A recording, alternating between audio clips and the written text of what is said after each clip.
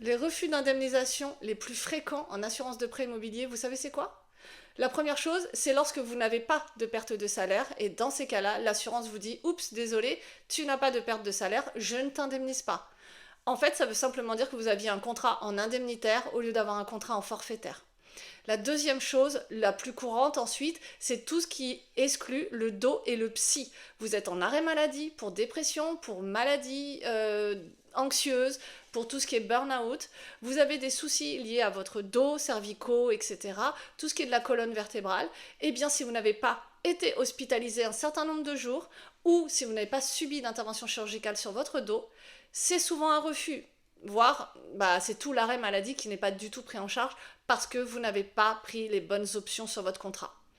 Et enfin, malheureusement, le top 1, je crois vraiment, c'est le plus gros problème, c'est l'invalidité. L'invalidité partielle, en règle générale, vous êtes très nombreux déjà à ne pas du tout avoir cette garantie. Et ensuite, tous ceux d'entre vous qui sont catégorie 2 de la sécurité sociale, à qui on dit pourtant non, désolé, je ne t'indemnise pas.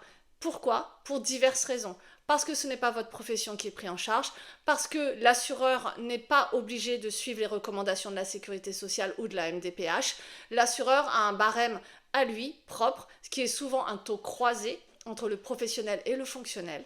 Bref, on croit pouvoir être indemnisé et on ne l'est pas.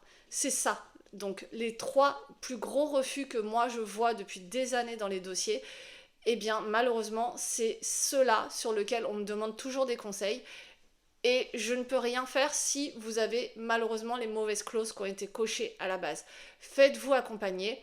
Changez vos contrats pour tous ceux qui le peuvent, qui sont en bonne santé, même si vous n'êtes pas en bonne santé, mais tant que vous n'êtes pas en arrêt maladie ou vous n'êtes pas actuellement en invalidité, changez vos contrats. Vous pouvez le faire grâce à la loi Lemoine sans délai.